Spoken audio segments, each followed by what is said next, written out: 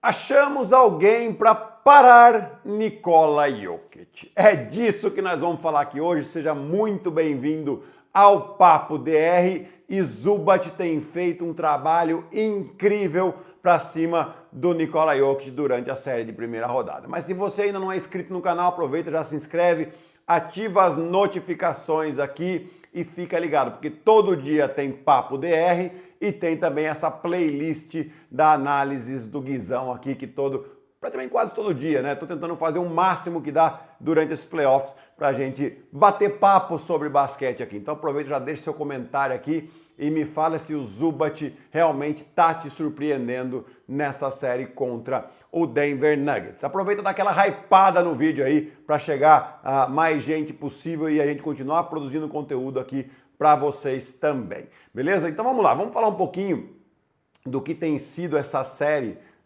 de Denver e Clippers, que chegou ao jogo 7, né, claro, por isso nós estamos aqui também falando disso, né, mas do trabalho que faz o Zubat, né. Antes da série já tinha essa estatística que o Zubat era o único jogador que conseguia baixar o percentual de aproveitamento do Nikola Jokic, né. E por que ele consegue fazer isso, né? Então já vamos passar aqui mais alguns números, né, que eu trouxe aqui. Então no jogo 6, o jogo que o Clippers empatou a série, contra o Zubat, o Nikola Jokic arremessou 5 de 14. Contra todos os outros jogadores, né, ele já consegue ter uma facilidade maior, né? Então isso é o que se resume na série. Agora trazendo para a série, os números da série. Contra o Zubat, 45% de aproveitamento para o Nikola Jokic. Contra os outros jogadores, 56%. É uma diferença muito grande. Então a gente vê também nos números do Nikola Jokic durante a temporada. Ele teve média de mais de 29 pontos por jogo, e arremessos de 2 pontos, que é o que ele tem um volume maior, 62% de aproveitamento. Nessa série aqui, a média dele caiu para 25%. É claro que ele continua jogando muito bem. Ele ainda tem média de triplo-duplo, tá? Ninguém vai parar o Jokic 100%. É difícil, ele é muito bom. É impossível, tá? Mas você fazendo com que ele arremesse pior, já é uma grande vantagem para a sua equipe. Então, de 62% e 29 pontos por jogo, ele cai para 25 pontos por jogo e 52% nas bolas de 2 pontos. Né? E como que o Zubat faz isso? Ficando firme. Né? Tem uma questão também do tamanho. O Zubat é praticamente na mesma altura ali do Nikola Jokic, talvez um pouquinho mais alto, um pouquinho mais baixo, tá? Mas isso é um problema para o Jokic e é exatamente isso que eu vou mostrar para vocês aqui nesse próximo vídeo. Começamos aqui, ó, a situação em que o Jokic vai cair no poste baixo. E o que a gente vê aqui, ó? É o Zubat no 1 contra 1, tá? E depois a gente vai falar desses números aqui na situação de 1 contra 1 no poste baixo, mas você vê que não precisa dar ajuda, ele vai sustentar bem. O que ele faz? Ele não vai cair em fintas. A gente vê que a defesa do Clippers, ó, cada um no seu, sem ter que causar nenhum desequilíbrio, porque isso também pode ser um problema. Quando você causa um desequilíbrio, o Jokic tem a qualidade de passe, ele enxerga muito bem e ele acaba achando os companheiros. Então fica no 1 contra 1 e sustenta sozinho aqui. Ele vai sustentar muito bem, ó, trabalha mãos, ativo, baixo e faz com que o Jokic tenha que arremessar por cima dele, o que é difícil. E aqui, ó, outra situação. Tem uma situação de pick and roll em que o Zubat vai ajudar e ele tá numa distância boa, mas a recuperação dele é boa, né? Porque ele não cai na finta de arremesso. Então ele tá próximo, sustentando bem e de novo, 1 contra 1. Pode ver que todos os outros companheiros do Zubat, cada um está na sua posição, e aí de novo na boa posição ele acaba dando esse toco em cima do Nikola Jokic. E de novo, outra situação de 1 contra 1, aqui ó, essa ação, esse momento aqui. Você vê que cada jogador está próximo do seu, é 1 contra 1. Lembra daquela bola do Aaron Gordon, que ele estava no dunker spot, exatamente onde ele está aqui sendo marcado pelo Kawhi? Daquela vez teve uma dobra e ele ficou sozinho. Aqui não, aqui ele vai ficar no 1 contra 1 e o Zubat de novo vai fazer um bom trabalho e mais um toco para cima do Jokic. Essas situações de poste baixo nessa série aqui aconteceram 28 vezes Jokic e Zubat, tá?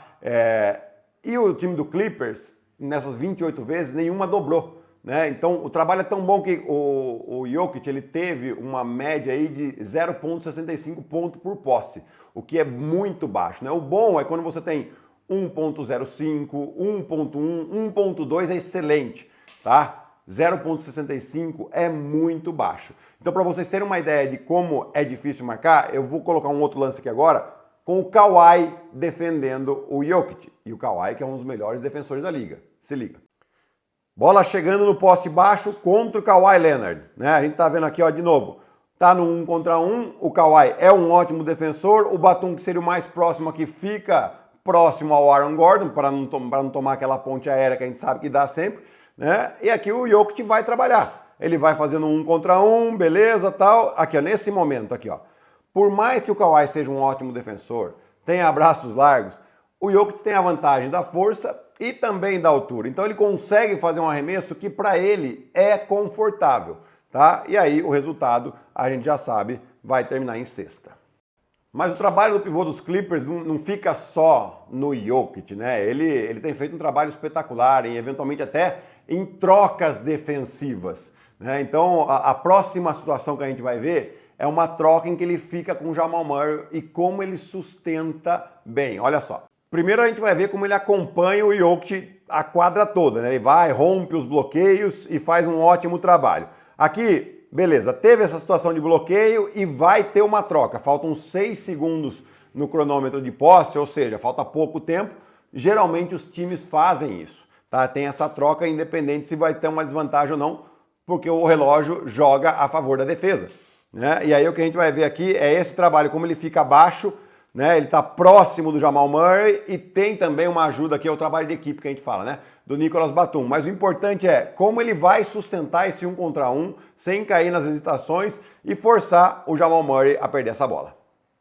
O Jamal Murray que acabou perdendo a bola porque estourou a posse, tá? Ele dá o passe ali para o Russell Westbrook, mas acaba a posse e aí é uma bola perdida, né? Mas aqui então vamos falar um pouco qual é a solução para o Jokic, para o Denver, de atacar essa boa defesa do Zubac, né? Tentar forçar trocas mais cedo na posse, ou seja com situações de pick and roll, bloqueios indiretos, onde se cria uma vantagem e o Zubac saia de ser o defensor principal do Jokic, né? Ou também explorar outras maneiras, né? O Jokic jogando pick and roll, você colocar quem tem a vantagem, o Aaron Gordon geralmente tem vantagem de tamanho. Então, vamos ver como eles fizeram em alguns momentos e como eles devem explorar mais nesse jogo 7. Primeira situação aqui, ó, colocar o Aaron Gordon no poste baixo contra o Chris Dunn, né? O Chris Dunn, ele é um ótimo defensor, mas tem essa desvantagem de tamanho contra o Aaron Gordon, né? E aqui a gente vê o espaçamento, né? Primeiro de tudo, o Jokic já tá, é o primeiro passe aqui, então o Zubac não pode ajudar tanto porque o Jokic está arremessando muito bem de 3. E depois você tem mais 3 arremessadores do lado contrário, colocando um pouco a defesa em xeque, né? Então, com esse espaçamento que a gente está vendo aqui, vai ter todo esse garrafão para o Aaron Gordon atacar o Chris Dunn. E é exatamente o que ele faz no 1 contra 1, vantagem de força, acaba terminando na cesta, né? Nessa outra situação, contra-ataque, aqui a gente já para o Jokic com a bola, né? Na chegada de transição, ele com a bola, quem vai bloqueá-lo? Jamal Murray, né? Ou seja, para causar esse desequilíbrio. O Zubac é um ótimo defensor, mas essa é uma situação em que ele, estando envolvido, ele não está tão acostumado a defender o homem da bola. Geralmente ele defende o cara que é o bloqueador, né? Então é difícil para o homem grande defender esse tipo de situação. E é onde o Jokic, com a qualidade que ele tem, com a bola na mão, ele vai explorar, ele vai forçar uma troca aqui, vai vir o Chris Dunn, o garrafão está completamente vazio, né? E aí ele vai atacar contra o Harden. O Harden faz até uma boa ajuda, mas aqui, de novo, a vantagem de tamanho, que nós já mostramos lá no lance do Kawhi. Essa vantagem de tamanho, o Jokic tem lá o soft touch, né? Ou seja, tem sensibilidade na ponta dos dedos ali para fazer essa cesta, que mesmo contra 2 jogadores, para muitos de nós, seria uma cesta difícil. Para o Nikola Jokic, acaba sendo uma cesta fácil. Sem dúvida que essa é a melhor série dessa primeira rodada de playoff, né? A gente está vendo aqui um time leva vantagem, depois tem empate, tem virada, tem empate de novo, né? E esses detalhes podem ser fundamentais, né? É claro que, assim como eu estou mostrando para vocês, o Jokic está lá estudando, o Zubac está lá estudando, a comissão técnica, um passando para o outro, qual que é a melhor solução, né? Aqui, lógico, a gente vai ver nesse jogo 7 que tende a ser sempre um jogo muito nervoso, porque é a temporada inteira que vai ser decidida nesse jogo, né? Então, o time que conseguir ter um pouco mais de tranquilidade, vai poder levar vantagem. Ah, mas tem campeões nos dois times. Bom, o Denver é um time campeão E o Clippers tem um técnico campeão e o Kawhi Leonard que também já foi campeão 2 vezes e finais de MVP. Então assim, a gente pode ver, sem dúvida alguma aqui, um jogo muito tenso.